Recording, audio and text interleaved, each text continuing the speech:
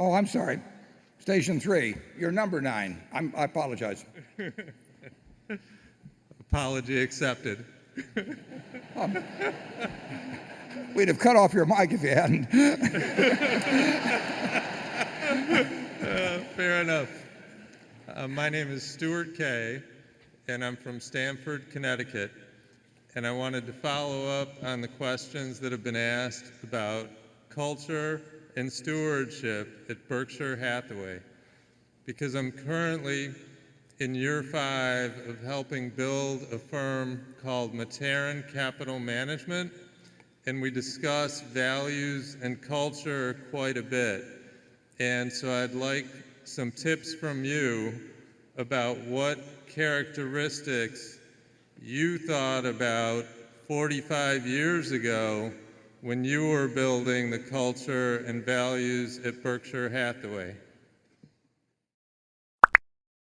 Well, I think culture has to come from the top. It has to be consistent. It has to be part of written communications. It has to be, it has to be lived, and it has to be rewarded when followed and punished when not. And then it takes a very, very long time to really become solid. And obviously, it's much easier to do it if you inherit a culture you like, and it's easier in smaller firms, I think. I can think of a lot of companies, very big companies in this country, and I don't think if Charlie and I were around them for 10 years, we'd be able to accomplish much of anything. So it is a grain of sand type of thing, and people, just like your child, sees what you do rather than what you say.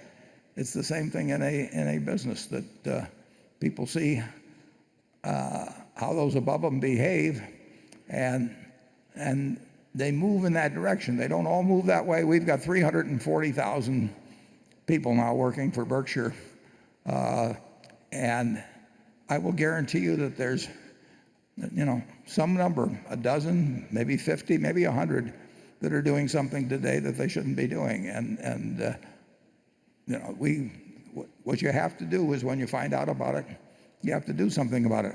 I didn't like, for example, making 30-year mortgages at Clayton 5 years ago, and I said, we're not going to make 30-year mortgages, unless they're government guaranteed. And when we bought Kirby, there were some sales practices we didn't like, and we particularly didn't like them with older people. So we put in a golden age policy where if you were over 65 and you bought a Kirby, and for any reason you didn't like it, anytime up to a year, you could send it and get all of your money back. And I encouraged people to write me if they had a problem on anything like that. So it takes a lot of time. And at Geico, we're going to send out millions and millions and millions of claims. And I will guarantee you that when two people are in an auto accident, they don't agree 100% of the time on whose fault it was. So they may go away and be unhappy for a time, but we work all the time at trying to behave with other people as if our positions were reversed. That's what Charlie's always advised in all our activities, and we've tried to follow it, and we're certainly far from perfect at it. But if you keep working at it, it does get results. Charlie? Yeah, I think the one thing that we did this work best of all is we were always dissatisfied with what we already knew, and we always wanted to know more.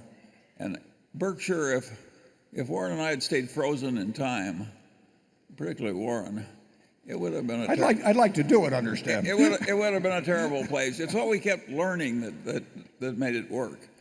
And I don't think that will ever stop.